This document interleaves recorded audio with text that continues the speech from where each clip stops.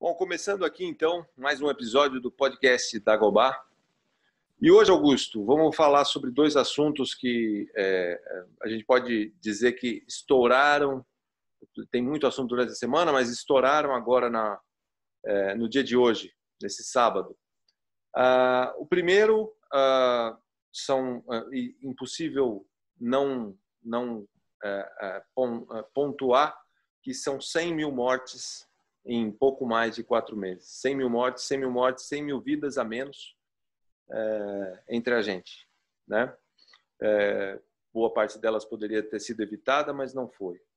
E, ao mesmo tempo, que isso acaba estando muito ligado à política nacional, tem essa questão também de uma pesquisa sobre a eleição de 2022. Uma campanha que começou em 2018, logo depois da noite da vitória de 2018, já começou a campanha de 2022, que a gente não conseguiu sair dela, a gente foi tragado para dentro dela. Né? O que uma coisa tem a ver com a outra e quais são os horizontes que a gente tem com esse resultado? Bom, boa tarde a todos, ou boa noite, ou bom dia, não sei quando vocês vão assistir esse vídeo. Na verdade, as duas coisas estão ligadas. Por quê?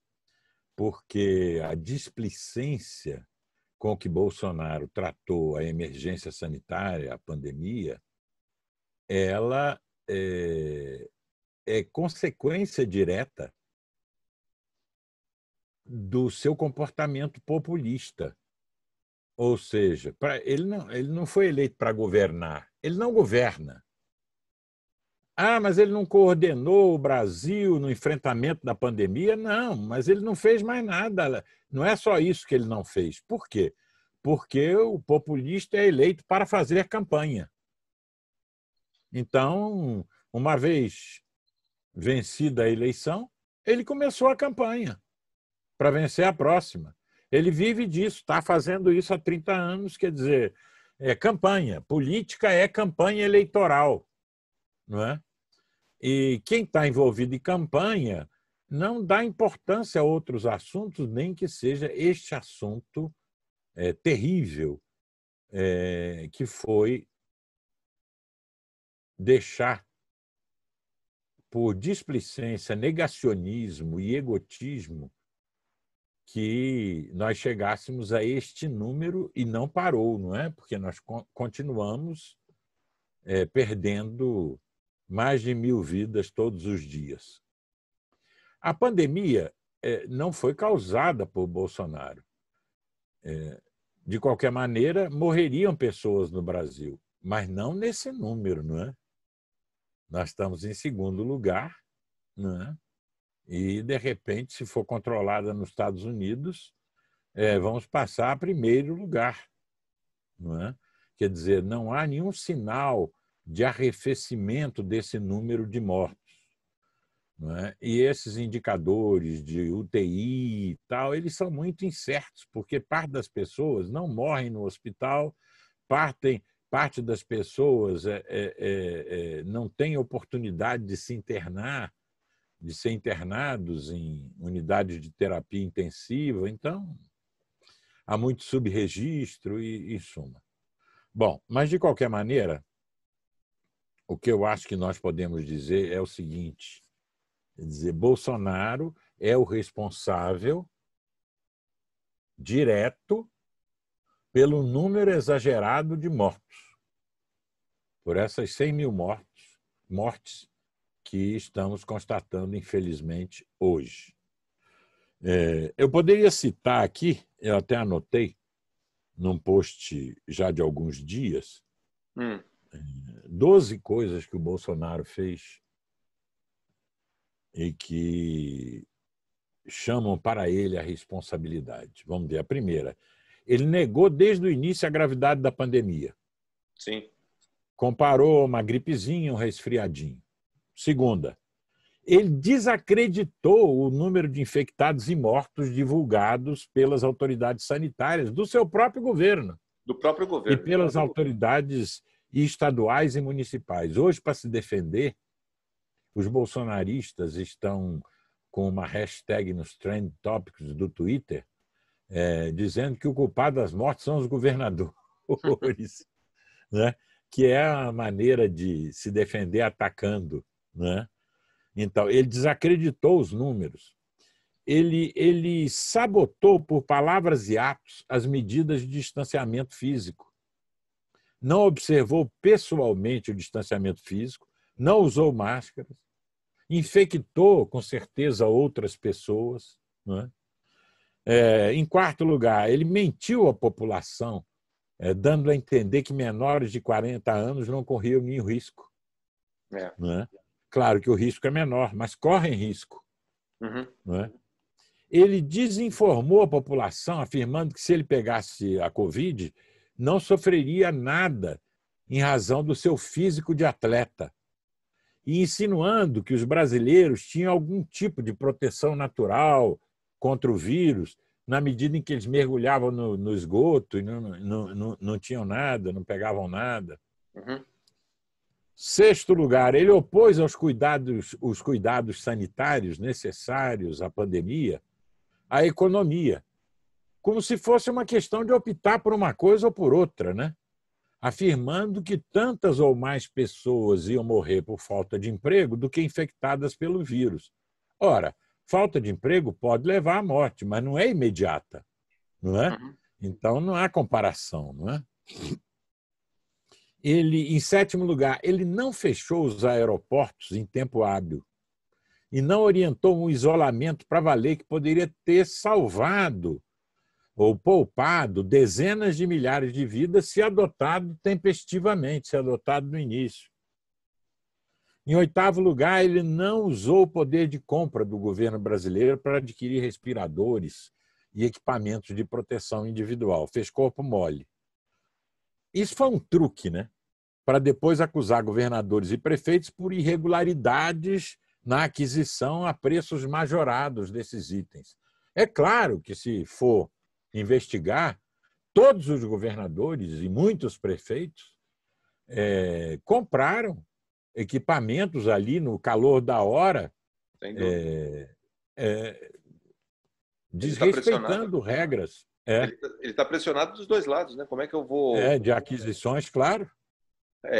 negociar preço no momento que a população está precisando. E os intermediários abusaram, não é? Porque a China não vendia mais, trancou nenhum país, Estados Unidos sequestrou equipamentos nossos, em suma. E aí, como havia uma certa facilidade, não é, para bypassar a lei de licitações, os governadores meteram o pé na jaca. Não estou dizendo que não houve corrupção. É possível que tenha havido corrupção, não é? Mas é quase certo que houve corrupção, mas isso foi uma armadilha, uma cilada que ele armou, né? Ele recomendou, em nono lugar, o uso de remédio não comprovado pelas autoridades de saúde e pela imensa maioria dos cientistas. Aplicou dinheiro público na fabricação desse medicamento, né, a hidroxicloroquina, né? Ordenou que o Ministério da Saúde empurrasse o medicamento goela abaixo da população e dos órgãos de saúde a nível nacional, mentindo descaradamente sobre a sua eficácia. Para ele pode até acreditar que funciona, mas o importante para ele não é que funcionasse, é que as pessoas acreditassem que aquilo funcionava para, então, sabotar o isolamento. Quer dizer, não, mas tem um remédio e tal, não vou me preocupar muito. Né? E ainda nesse item, ele fez um subordinado seu, né, um general que está ocupando interinamente o posto de ministro da Saúde, impor um protocolo apócrifo que nenhum médico quis assinar, induzindo a prescrição da cloroquina. Em décimo lugar, ele desorganizou completamente o Ministério da Saúde, demitiu 2 ministros em meio à pandemia, nomeou um militar que não tinha qualificação para o cargo, para administrar, retirou do Ministério a capacidade de coordenação nacional do enfrentamento à pandemia. Não é? Destruiu, de certa maneira, o Ministério da Saúde. Em 11º lugar, ele quis deliberadamente esconder do público informações sobre a pandemia. Seja abolindo as entrevistas coletivas diárias que o Ministério da Saúde chegou a fazer na época do Mandetta, não é? Seja tentando mudar a forma de totalização e o horário de divulgação dos resultados para que eles não fossem notícia nos principais telejornais. Só porque houve muita gritaria é que ele voltou atrás, não é? E porque vários órgãos de imprensa conseguiram fazer um consórcio para divulgar os números por sua própria conta, a partir de informações diretas das secretarias estaduais de saúde, não é? Ele elogiou a Suécia como modelo de enfrentamento da pandemia, mesmo diante da evidência de que esse país é o quinto colocado. É o quinto colocado no ranking dos mortos por milhões de habitantes. Se a gente não incluir na lista pequenos países como San Marino e Andorra, não é, que nem contam, não tem nem 1 milhão de habitantes. E aí, ele estimulou que o gabinete do ódio e a sua milícia digital divulgasse cerca de 200 ou mais fake news durante o tempo da pandemia. E o G1 tem uma seção chamada Fato ou Fake, que recolheu 300 fake news desse tipo. Dessas 300, pelo menos 200 ou mais foram engendradas, urdidas pela milícia bolsonarista nas mídias sociais, né? E ali saía todo tipo de coisa. Você entrar no hospital, vai ver que os leitos estão vazios, né? Ele até estimulou as pessoas a invadirem hospitais para tirar foto dos leitos vazios, quando os leitos não estavam vazios. Né? De que se você abrisse os caixões que foram enterrados em valas comuns, você ia encontrar pedras, ou então os caixões estavam vazios. Em suma, isso foi, no seu conjunto, um crime contra a humanidade. E o responsável por isso é o Jair Messias Bolsonaro. Se ele escapar por conveniências políticas, algum dia ele vai ter que acertar contas. Não é? Sim. Não só com a sociedade brasileira, mas com a humanidade, por esse comportamento que não é genocida em termos técnicos. Exato. Mas é genocida no sentido em que hoje a palavra é utilizada. Sim. Não é? Então, isso... Porque não foi um acaso, foi deliberado. Foi deliberado. E se você pegar as populações indígenas que estão sendo afetadas, ali é genocídio em termos técnicos. Sim. E se você pegar os pobres, que são os que morrem muito mais, sim, não é? Em razão da Covid-19, aí você vai ver que há uma orientação geral que não é casual nem fortuita, não é? Então, esse são razões para a gente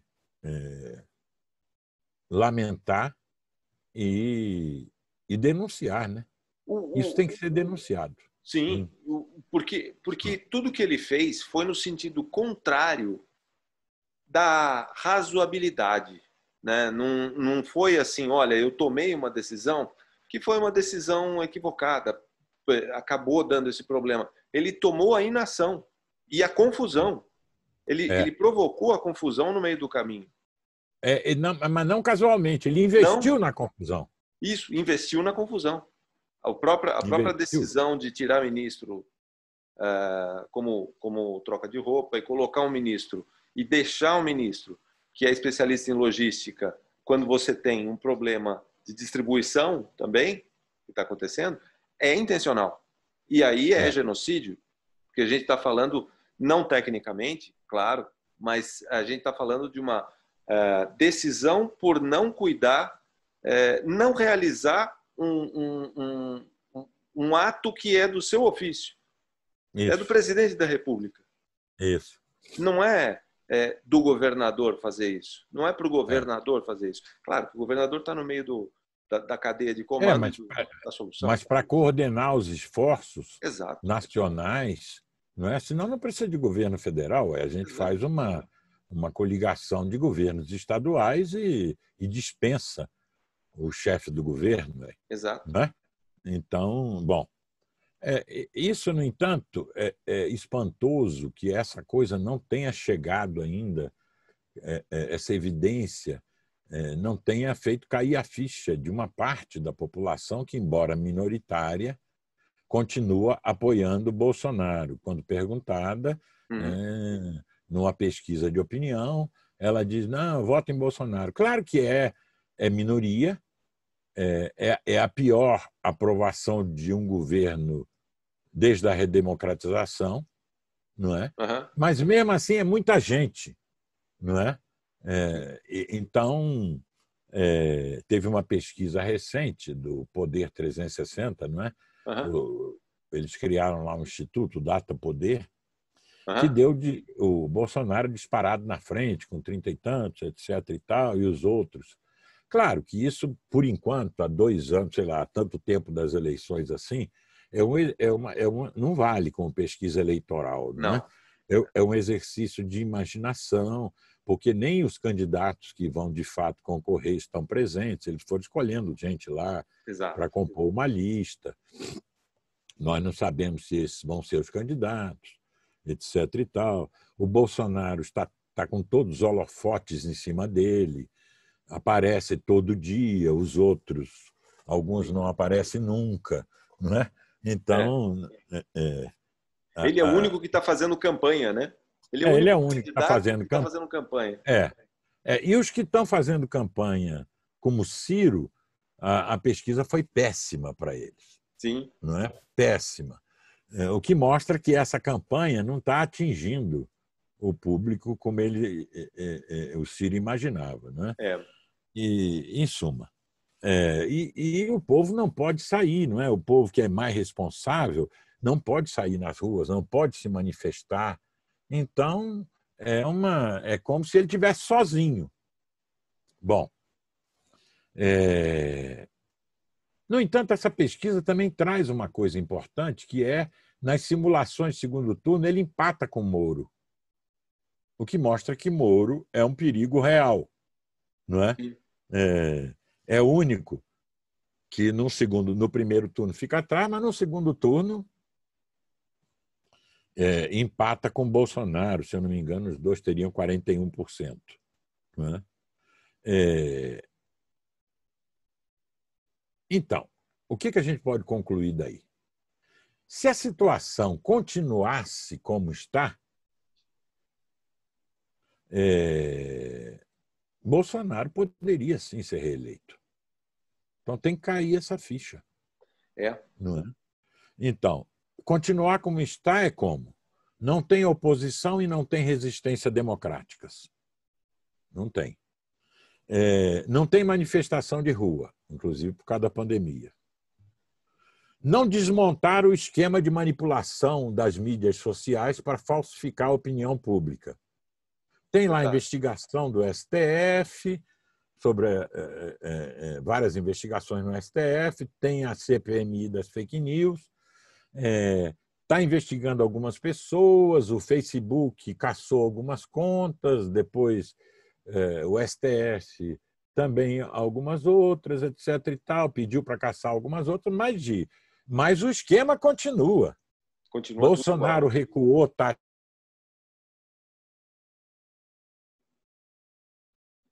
Acho que deu uma travada.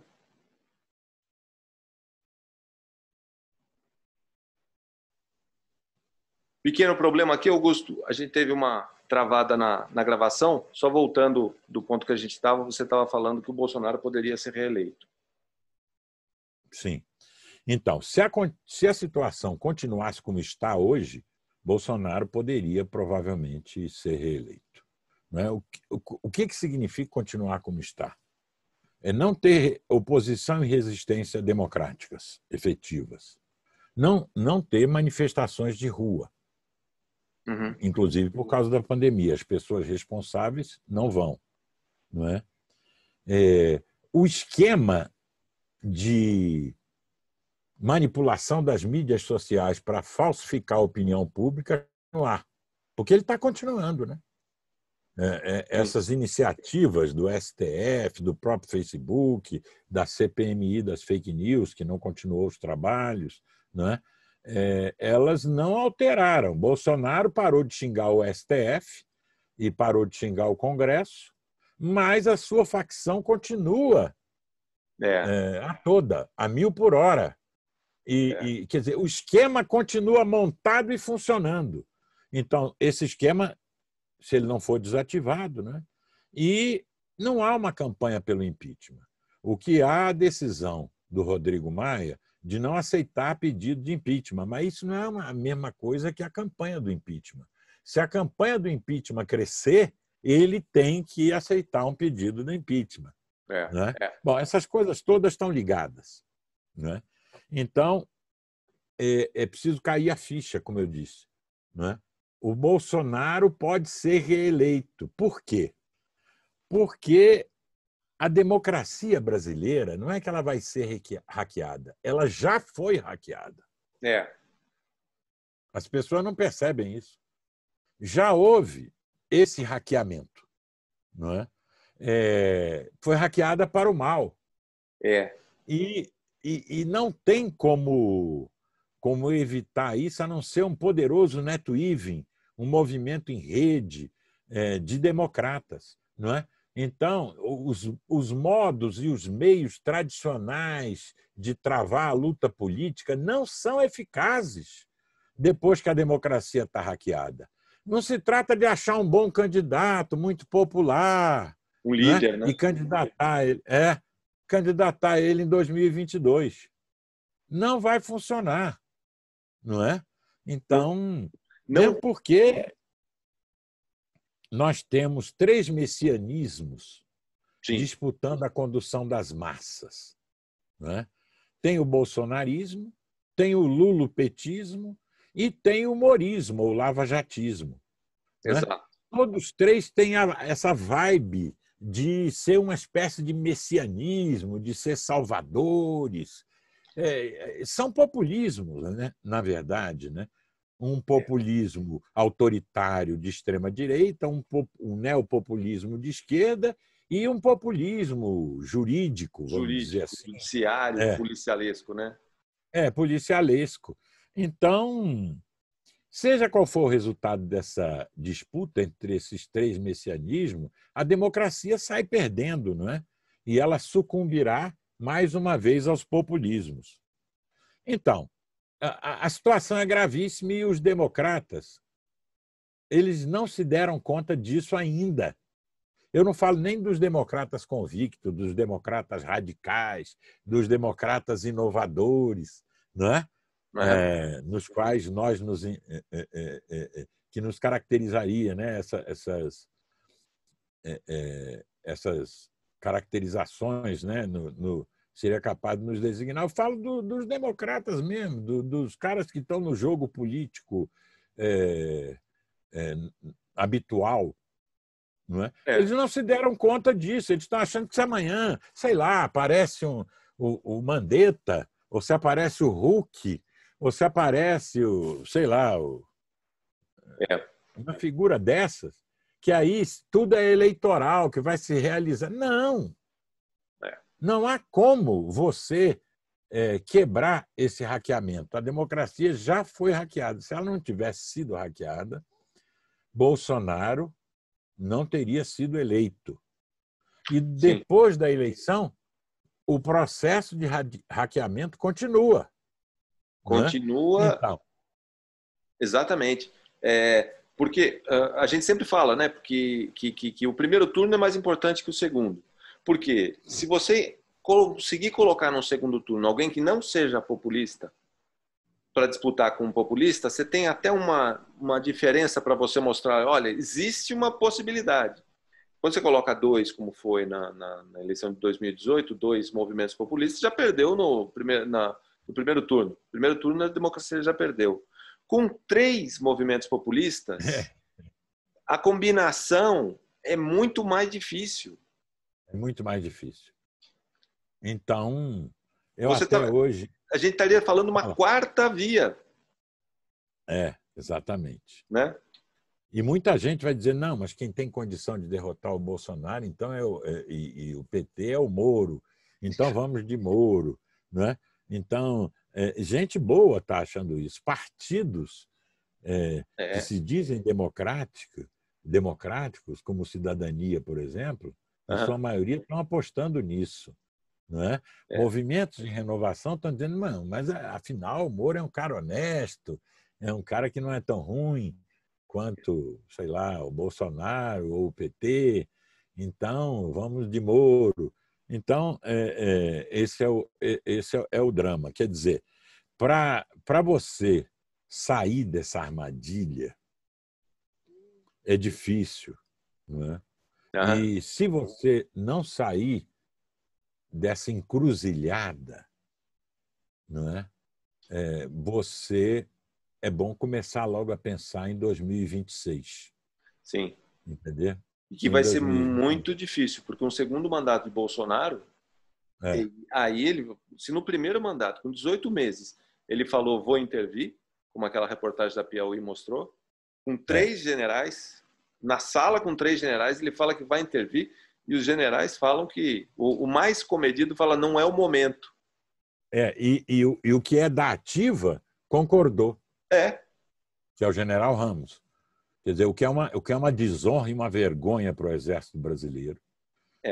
Um general da ativa ter concordado com um golpe boçal, não é? Porque o Bolsonaro queria mandar as tropas lá para demitir os ministros do Supremo Tribunal Federal. Isso foi ontem, foi no dia 22 de maio. Né? E depois do que apareceu ontem também, não é? O fato do Exército continuar apoiando uma família, como a família Bolsonaro, depois de se constatar com a quebra do sigilo bancário que dezenas de cheques foram depositados na conta da sua mulher, que entrou como laranja, porque ela não tem nenhuma relação com os gabinetes parlamentares que fazem rachadinha. Não é? Ela nunca foi funcionária, ela nunca, nem política foi. Então estava na cara que é uma conta laranja. Aquele dinheiro era dinheiro para o Bolsonaro se manter, e é um dinheiro de peculato, que é um crime grave. Não é?